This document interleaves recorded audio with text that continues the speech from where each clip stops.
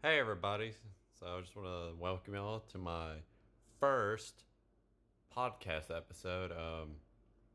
The opening, well this is like an opening, but it's an opening for the opening. Anyway, just thought just say this is going to be just an interview with me. Nobody really else. This will change over time. I probably won't do one of these every single time. And the intro music is temporary, but if people like it, I might just keep it. But if people think they have better versions, you could also hit me up. So, yeah, hope y'all enjoy this little experiment pilot episode. Ladies and gentlemen, non-binaries and all others in between, welcome to the People's Movies Podcast. Da da da da da Here's your da da host, da Devin Bishop. da. Hey everyone, and welcome to the first episode of the People's Movie Podcast. And it's just me. It's the pilot. Why not? So let me explain what exactly the People's Movie Podcast is. It's a podcast that is made not necessarily for cinephiles or people that continuously read about movie news on a regular basis, but like people that just watch movies to be entertained and having discussions with those types of people, the normal person, about why they like those movies or why they dislike this movie or what experiences they have felt. Because from the podcasts that I've regularly listened to, what I have watched, it's always these fanboy-ish, very cinephile people that never seem like they break out of their, like, that's just it. There's no in between. And I want to bring that into the cyberspace. People that go for a good time to break away from their harsh reality and enjoy something that they feel brings them rather hope, energy, maybe cry a bit. Through this, I hope to give voices to people that aren't just these average Joes, from like friends, family. It's a very interview process, so it's like having interviews with people that aren't necessarily like famous people or like people that are well known, but average people that do things that obviously are more of who they are, but not necessarily what they've done. So to explain what these sections of this podcast will involve, first, obviously, I'm going to talk about and introduce the guest, who they are, what are their aspects. For example, my name is Devin Bishop.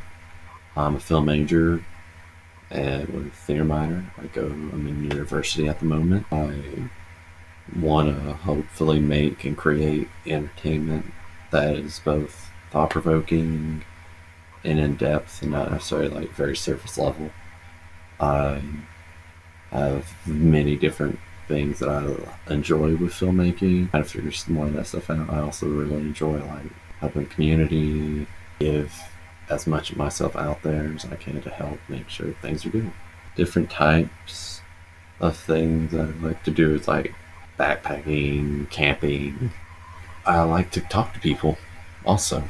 Something I just enjoy is sitting down, having a conversation with people that are things that people don't usually like to talk about, things that are uncomfortable to bring out of people, which I feel it's really gratifying for both me and the person. Yeah, honestly, the past of who I've been, where I'm from, has really made me grow into a person that wants to be well-rounded and wants to watch the news even though it might be really sad, and wants to figure out different things and aspects of everything. And I care about those kinds of things. It's very odd at the moment, probably, because this is more going to be I'll meet with another person in the future episodes. So at the moment, I'm pretty much interviewing myself.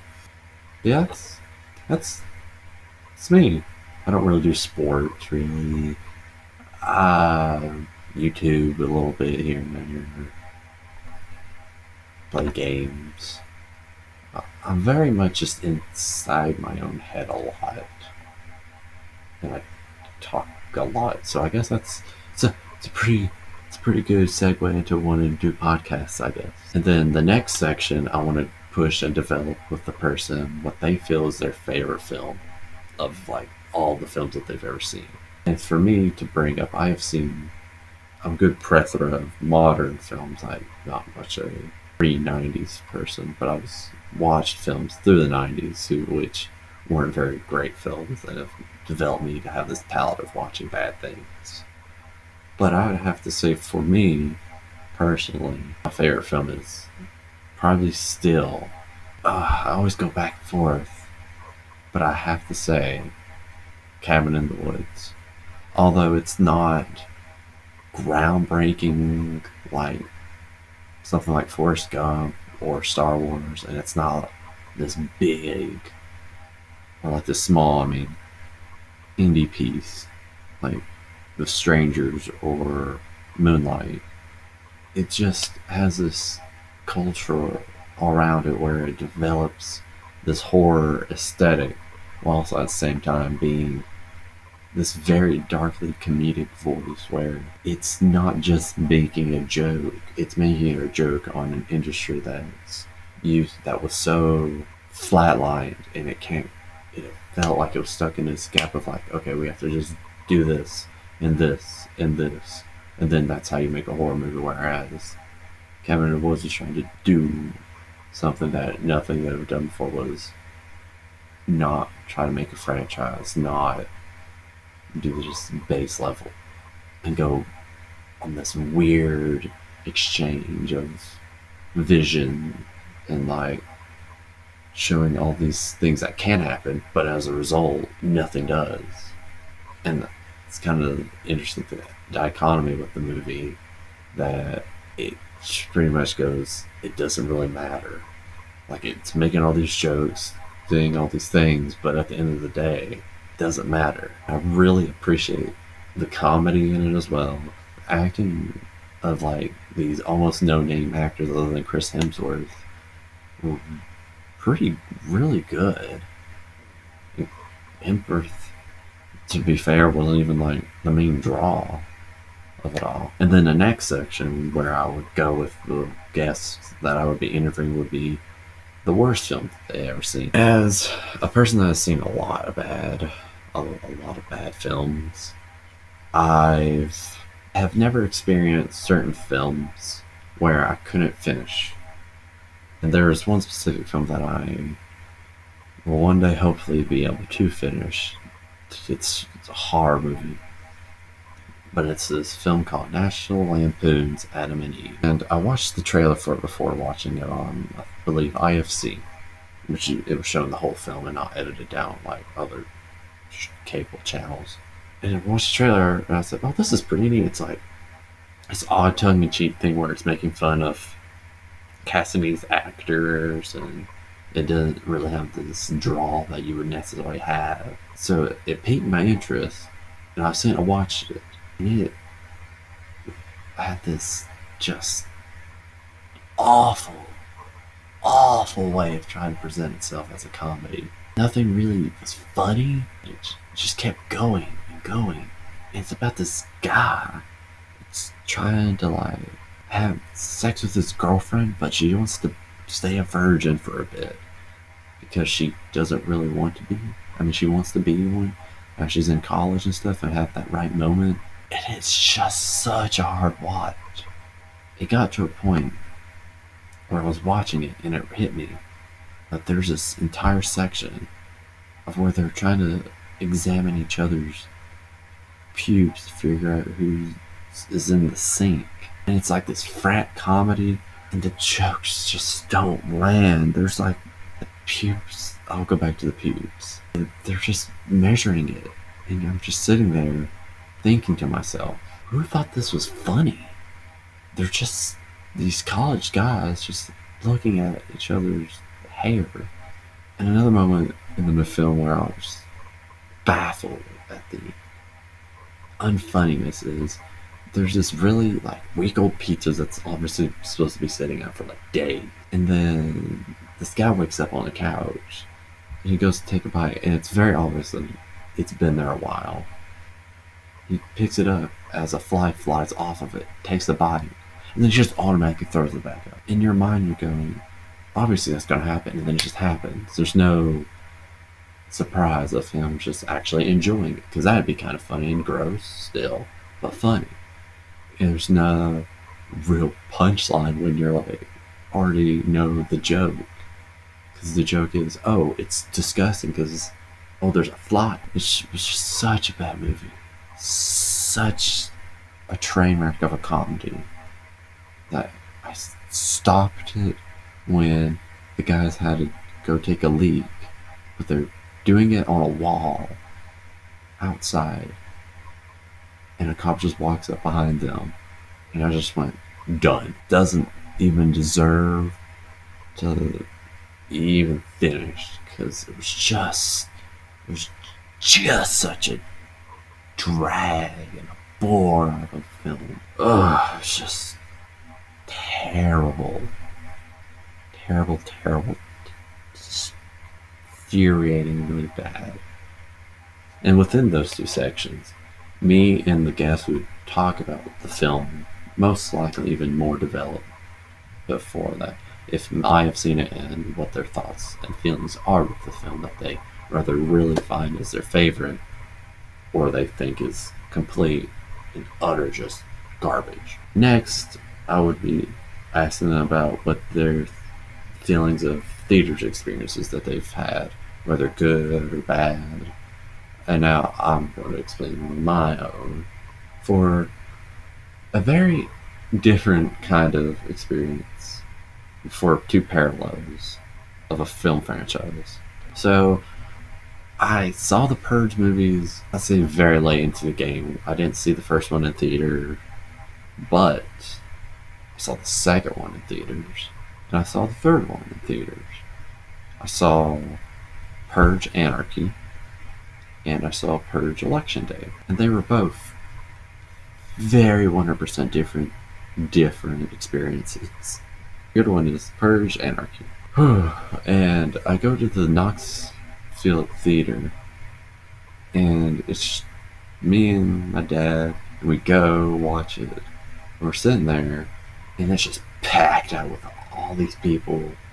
We weren't expecting that many people to be at this movie that, quite frankly, we didn't think was going to be that great, but we wanted to go see it. And the movie was surprisingly good. Like, I actually enjoyed it, and it was like this huge thing for the people in the audience, because they were like yelling and hollering and having like this real exhilarating experience with this movie that I wasn't expecting it just to be very nothing too great, nothing to like really be scared of. And to be fair, I wasn't horrified by it at all, but it was very exhilarating in that moment of just, wow, this crowd is really feeling this, and I think I'm feeling this in this moment. And when I later on watched the same movie in home, I didn't feel the same.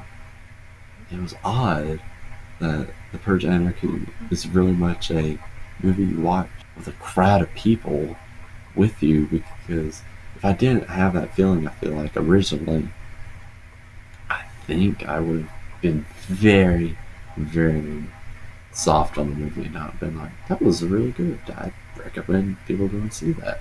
To help compare with this analogy, to help compare an experience that was bad, I saw The Purge Election Day, and it was kind of late for a date. I got there after all the trailers were just ending, and I was just sitting there, and I just found the girl that I was going on a date with. And we were sitting there watching it, and it was just in this kind of empty theater, it was just really, really boring. It was trying to have like this deep metaphorical message, and it really did not connect with me. The theater was quiet a lot. Me and the day at the time, me and the day just weren't really clicking, I guess is a way to say that nicely. It was just a slog of a movie. And it just dragged on and on. And it made me just sit and think and be like, wow, what happened between the second movie and this movie to be such a drag? And it was late. The experience was just sitting there having all this just feeling. The movie was just felt bad. And I felt bad for just like paying for that and being in there during that time. And that is where the development of the sections and getting a real feel and understanding who the person that would be interviewing would be. So it's you as the listener understanding and feeling and getting a good feeling of who the person is, so that you gain this understanding and empathy with who they are before they start talking about a movie that me and the guests watch together. Because from this episode, and you will understand who I am, and then in the next installments you'll understand the guests and things like that. So then we could watch a film and then there won't just be blindsided. And now time to talk about the film that I asked people to request things, and for the first episode, because it'll just be me, and I didn't want to just pick one without some audience participation. To be fair, to preface, I picked this movie not because of any real science of likes in society or this or that. I kind of just picked it because it was the only one I had available that I wouldn't have to pay, because I'm not going to pay for the first episode of the podcast. Do that in later installments, or just use Netflix or Hulu or anyone else's account that they could have, or a DVD of some kind. So it's technically a society saying this movie is bad. And so I picked Plan 9 from Outer Space, the movie that Ed Wood made. He wrote, directed, and produced, from the 1950s, actually. And, yeah, for this portion, I'm going to preface, me and the person would be discussing it together as a cohort, and talking about what we like, what we dislike, what we thought of this and that. But I'll be doing this myself, so this will be interesting. So, Plan 9 from Outer Space is about something. It's kind of not really a streamlined story per se. There's aliens that seem like they're about to invade, but they're not really trying to invade. They're trying to warn the human race. But they don't, because humans are ignorant. And just to preface, there will be spoilers whenever we do talk about these films in the future. It also, so we'll just say that ahead of time before someone just goes, well, you just spoiled the whole thing. Yes, it's a film discussion. It's gonna, something obviously gonna slip out. Sometimes to normal people, we're not gonna just not say spoilers. So, Plan 9 from Outer Space has a lot of technical issues, a lot of just problems from a filmmaking perspective, and a story. The message is kind of cool, but I'll get to that a bit. So the first thing that really caught my eye is the opening dialogue of the guy talking about the future, and the future, and the future. He says this continuously, and it was so odd and weird that he says this in such a way. It made me realize this is this is going to be a lot. Which it was. The film takes its long time to just drag a bit. Because there's shots where they just go on for so long, and the people kind of sit there and you think, oh, there's going to be a close-up. Not really. Because it kind of just sets their camera to stationary, and you want a close-up of people's faces. But it doesn't do that. And it's makes for such awkward situations where the actors are obviously waiting for direction, but they just gotta stand and do nothing. And this opening narration continues through almost, I think, just almost half the film. It's just narration where it's telling us what's happening, but not really.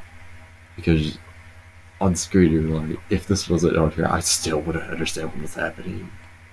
It's so goofy, especially when the old man picks this flower after he's mourning his wife. So he picks it up and he tries to smell it, but he hates it now because his wife is dead. Because she was the only rose in his life where her cheeks were like rosy or something. It was so goofy. And then he just dies after that because he got hit by a car, I think. Ooh. Although it is kind of cheapish, it's not too bad. Like, I know it's independently made. It's just not too good if you go and being like, oh, this isn't a spectacle at all. No, it's this very obviously independently made film. It still looks very cheap, especially for the time when it was made, because it's the same time of like Ben-Hur. It's very obviously they did not have a lot of money. Let's see. The grave robbers. So the grave robbers in this movie, acting is very, very flat. They are not the best actors. It kind of looked like they kind of just actually got grave robbers to act in the scene. It's not very good.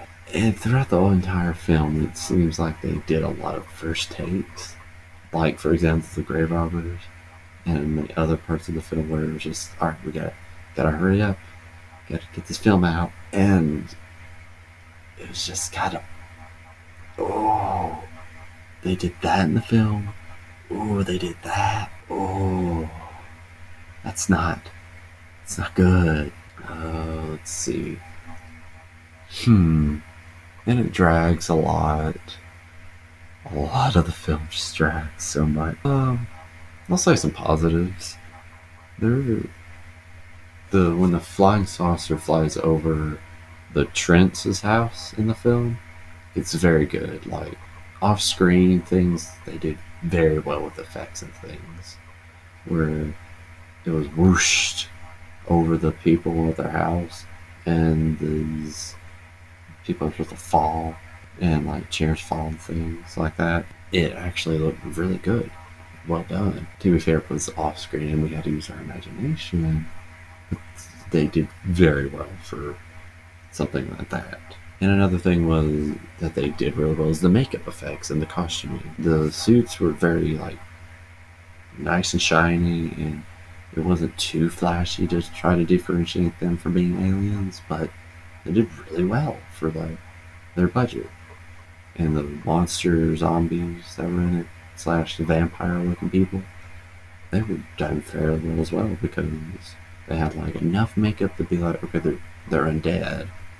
But at the same time, they had this feeling of still having these nice outfits and costumes that weren't too fakey. Sets were kind of good. They only had 1, 2, 3, 4-ish sets that they really used. That was another example of where it was cheapish, but I'll digress from that. On to some more things about the film that weren't that great. As I said, the story is very hit or miss. They take a long time to like develop kind of nothing, because you see one actor and another actor and you just go, okay, it is people I'm supposed to like grasp to as the main characters, which to me the aliens are meant to be the main characters and have like this mystery about them, and that's where and they have a folly at the end. But yeah, that's the closest to a story you really get. Stock footage was used in it very obviously because of constraints that they had as cost wise. It took me a little bit out of the film when they did that because it was very obvious that they didn't use the explosives and the gunnery in it, and that was not great. But I must talk about the Trents. The Trents, man, or woman, or non-binary. Ugh. Ooh. The officers and the detective in the film are goofy at moments, yes, and have like this very hey, freeze kind of like character to them, but at the same time they still like this noir, like America Go attitude still, where they have like this headstrong nature to them. But the Trents are so goofy. They're so goofy. It's like they're in another movie, like almost like a rom-com in a way. But Miss Trent is just so bad. She like runs over her lines a lot and just keeps talking, sometimes without a period. And she just continuously gets goofier and goofier as the film progresses. Where she just doesn't make human noises with her voice. Like she speaks, but it doesn't sound natural at all. It's really funny. She...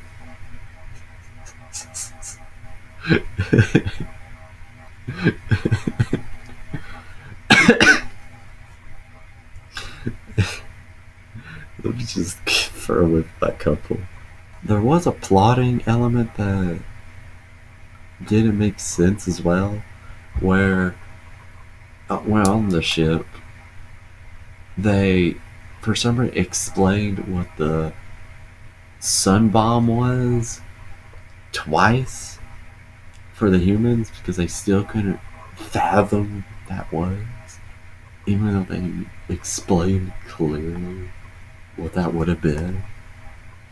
It's just so goofy. But another plot point is they had to explain that they have already captured Mr. Trench's wife, even though he saw that they captured his wife and told him that she just fainted. They didn't like hurt her or anything. Just out of nowhere that they did that, because they were pretty consistent on like plotting wise things. But at this one moment, they just thought, "I'll just repeat it. No one will notice."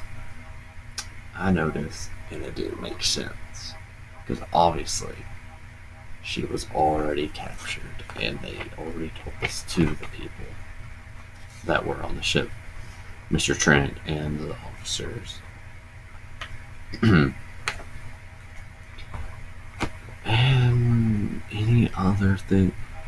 Okay, this wouldn't have been an issue for me a couple years ago, but I have never in my life cared about gun like hell hold, like in hands.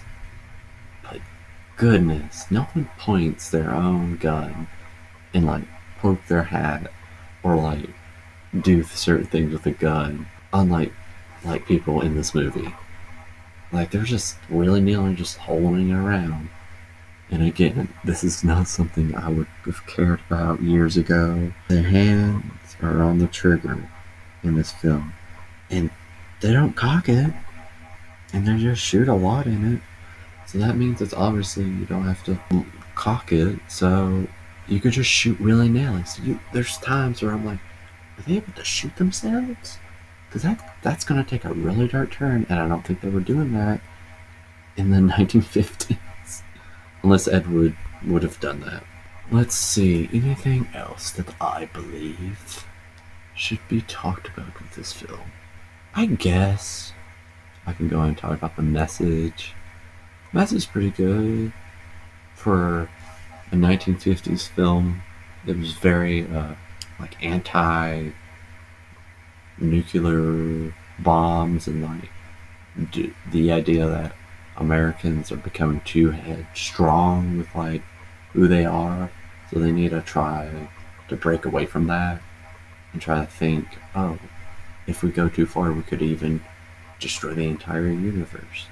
Which is ironically at the end because the people kill the aliens and like this big tussle about them where they literally cause a fire in the spaceship.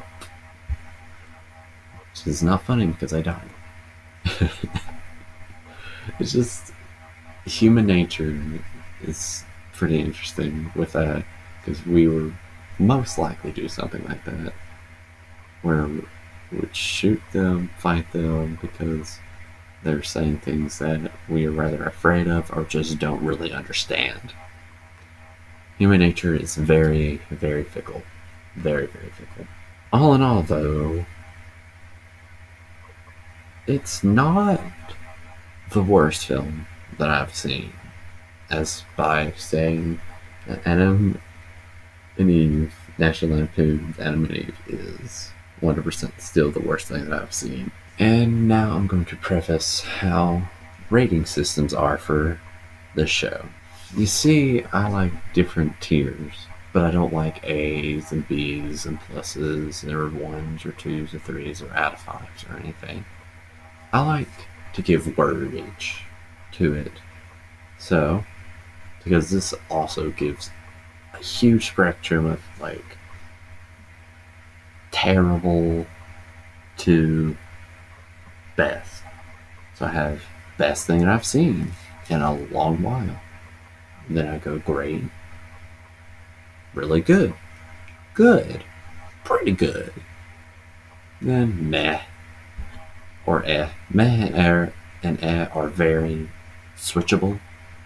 Then there's pretty bad, bad, awful, and just the worst thing I've seen.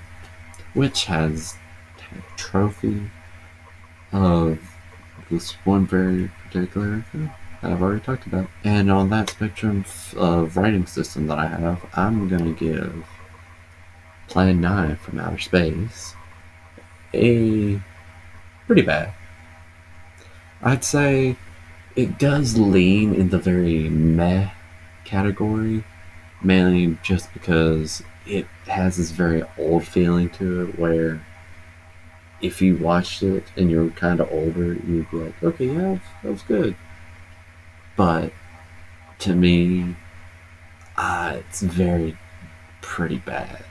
Just because the acting's flat out a lot of times. Like I said, there's footage that they didn't really do, not really artistically, but just they needed footage for what they wanted to show, as well as reusing shots, as well as characters and acting being really flat. But at the same time, it's not the worst thing because there's a really good moment in it. That's the main character's acting is pretty good. The makeup, the costuming, the set design's good. And I'm trying to be more within my appreciative mindset of, yes, this is very cheap. It's cheaply made, but at the same time, it's not gonna just be like, oh, it's fine because I appreciated it. But I have to realize that as well. So, yeah, this is the first podcast of the People's Movie Podcast. I hope you all enjoyed this. I definitely feel that this is much more different than you may or may have thought. I will definitely find my next guest very soon after this one's recorded, and I hope maybe as a listener, you might try to become a guest. I really hope you all enjoyed this. Thank you so much for listening this far in.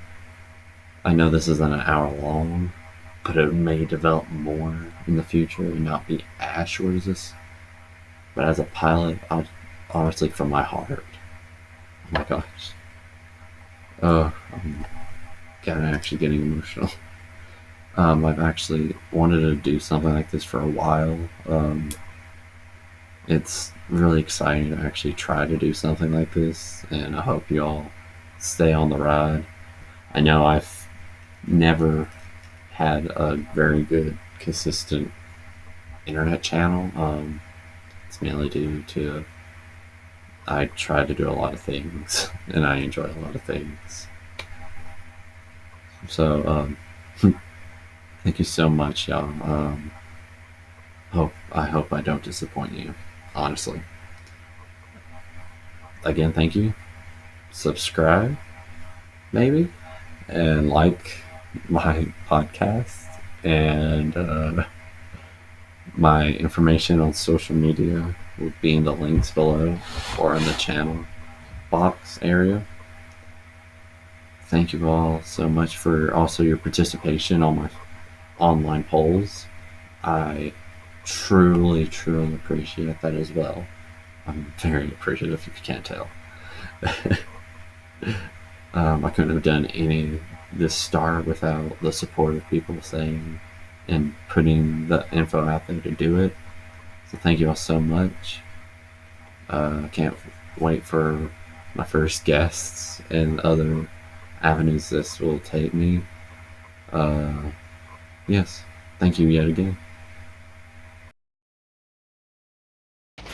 Wasn't that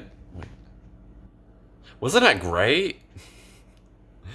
Um, yeah, that was the pilot. Hope that wasn't too awful, and you all really enjoyed it. Um, I want to try to make more, and so if you want to be a guest, just hit me up.